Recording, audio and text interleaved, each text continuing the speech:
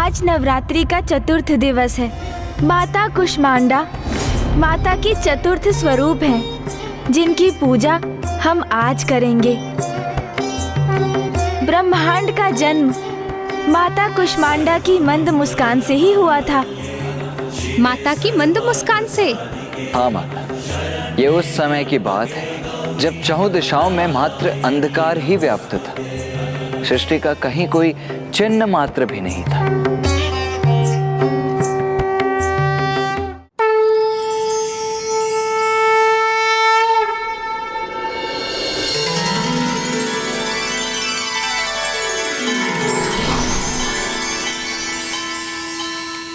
चंद्र भी पूर्ण हो गया, माथे की शोभा, त्रिलोचन भी काल की जग में लागे अलौकिक ये आभा। स्वामी आयुष्मान किए और नीलकंठ कहलाए, जटा में धारण करके गंगा की प्यास बुझाए।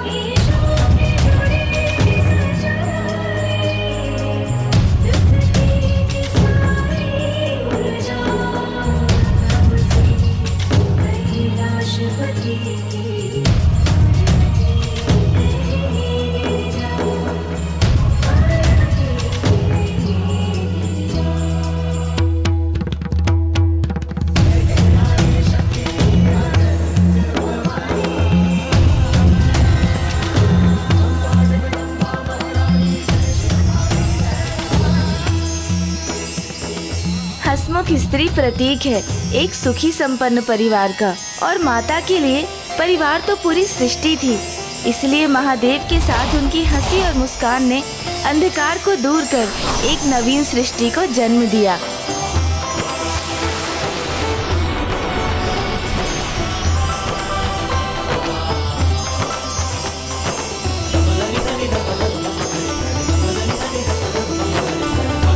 अद्भुत।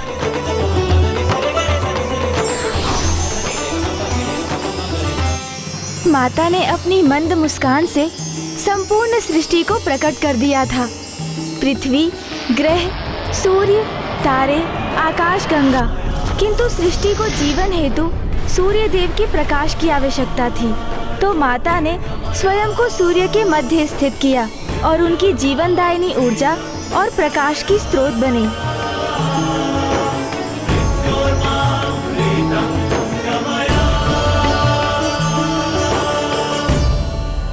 माता आदि शक्ति उन देवाधिदेव महादेव की सहचारिणी थी, जिन्हें कभी किसी के प्रति आसक्ति नहीं हुई थी।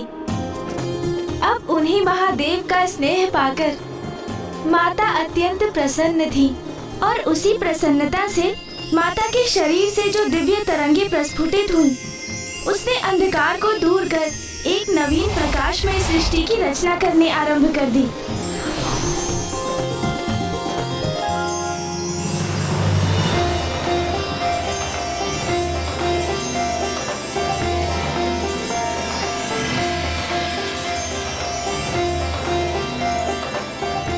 समस्त गण, गंधर्व, देवता आदि का सम्मान पाकर माता की प्रसन्नता सरल हास्य के रूप में फूट पड़ती थी। माता के उसी आनंद ने अनेकों सुंदर रंगों में रंग दिया था कैलाश को।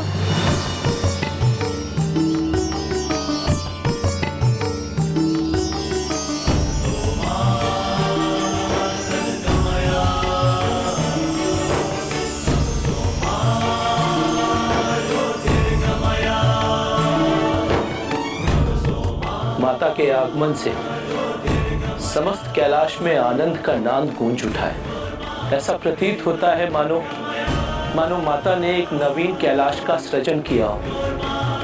मेरी प्रभु से यही प्रार्थना है कि माता सदैव इसी प्रकार से आनंदित रहें, क्योंकि उन्हीं की प्रसन्नता के कारण ही समस्त कैलाश आनंद से झूम उठा है।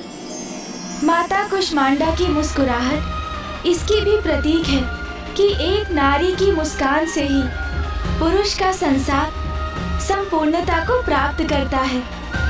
जहाँ नारी प्रसन्न होती है, वो गृह भी प्रसन्नता से परिपूर्ण होता है, और जहाँ नारी दुखी रहती है, उस गृह में सुख और चैन स्थापित नहीं होता। इसलिए नारी को कभी दुखी नहीं करना चाहिए, सदा नारी का सम्मान करना चाहिए। ब्राह्मण देवता, मैं तो अपने पति देव को सदा यही कहती आई हूँ कि अपनी पत्नी को सुखी रखिए, क्योंकि मैं मुस्कुराऊंगी तो राजभवन में सदा प्रसन्नता स्थापित रहेगी।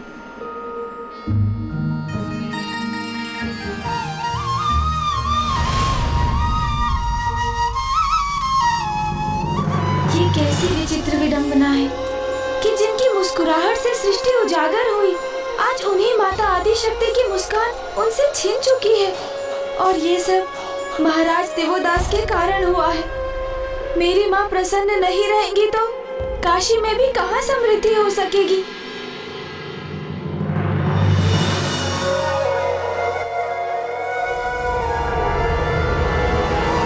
और ये भी कहा जाता है कि जहाँ नारी की पूजा होती है, देवता भी वहीं वास करते हैं। और सत्य तो ये भी है कि नारी ही संसार की शक्ति है। सूर्य ब्रह्मांड की आत्मा है और सूर्य की शक्ति है माता कुष्मांडा।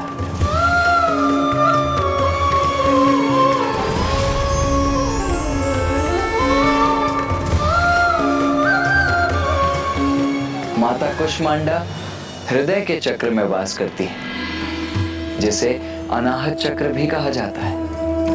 ये तो सर्वथा उचित है कि माता कुष्मांडा सूर्य के हृदय में निवास करती हैं, इसीलिए वो समस्त ऊर्जा का स्रोत भी हैं।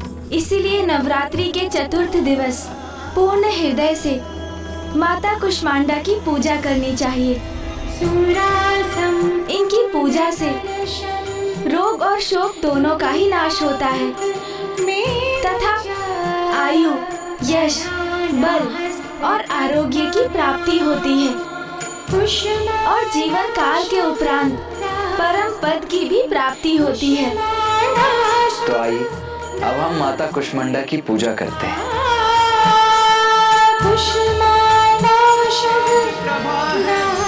माता कुष्मांडा, इस ब्रह्मांड की रचना तुझसे सूर्य की उष्मा है माँ, तुझसे सूर्य की उष्मा है माँ, तुझसे सूर्य की उष्मा।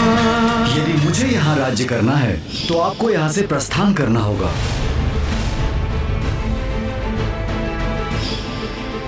उस दिवस भी जगत पिता महादेव मुझे ऐसे देख रहे थे जैसे अपने प्रिय पुत्र को देख रहे हों।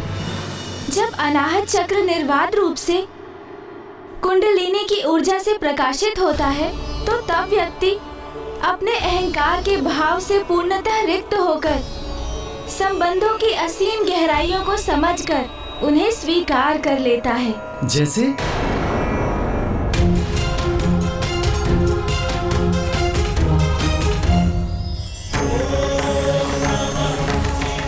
महादेव केवल ईश्वर ही नहीं, जगत पिता है। वो अहंकार से सर्वथा परे हैं। सभी चराचर जीव उनकी संतानें हैं। यदि उनकी संतान महादेव से कुछ मांग ले तो स्वयं अपार कष्ट सहकर भी वो अपनी संतान को कभी निराश नहीं करते। महादेव, महादेव। प्रतीत होता है कि अनाहत चक्र के प्रकाशित होने से आपको भी इस सत्य का स्वतः आभास हो ही गया कि वो महादेव ही तो है, जगत पिता।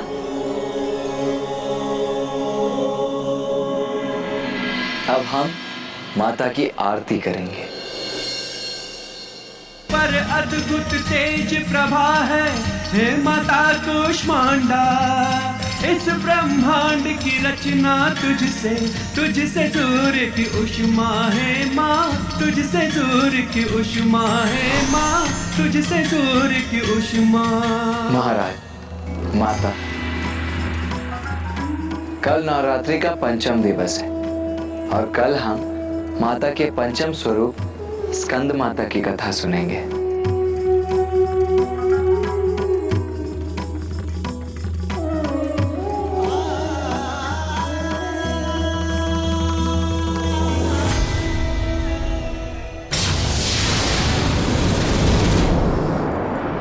माता, जब प्रत्येक दिवस मैं और भैया महाराज देवोदास और माता सरला को आपकी कथा सुनाते हैं तो हमें इसका एक गहरा आभास भी होता है कि पिताश्री को प्राप्त करने के लिए आपने कितने कष्ट सहे हैं और हम आपकी भक्ति में पूर्ण रूप से डूब जाते हैं। पुत्र, वो कष्ट कहाँ जो मेरे लिए आशीर्वाद बने।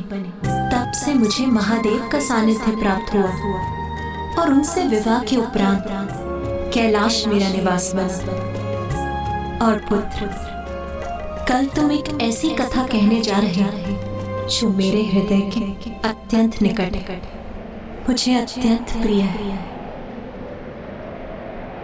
मेरे मातृत्व के सुख को प्राप्त करने की कथा, जब मुझे कार्तिकेय पुत्र रूप में प्राप्त हुआ।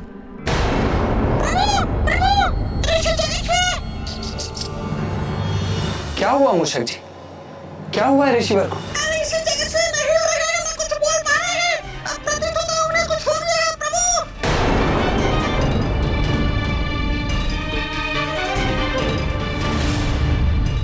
जाओ पुत्र, वहां जाकर अपना कर्तव्य निभाओ।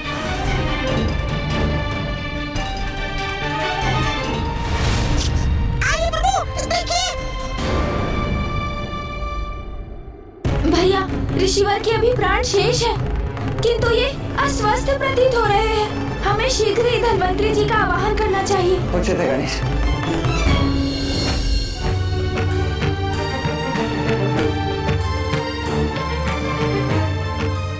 मैं इनके मुख में एक औषधि डालता हूँ।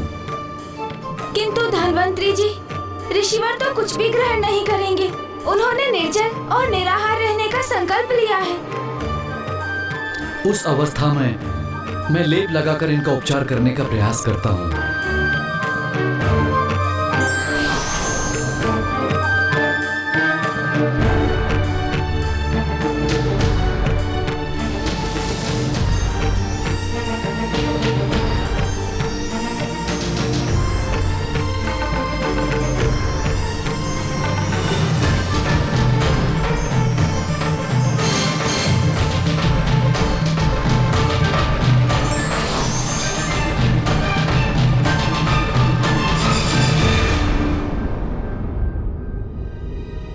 गणेश जी, कुमार कार्तिकेय जी, मैंने इन्हें लेप तो लगा दिया है, किंतु इनकी अवस्था अत्यंत गंभीर है।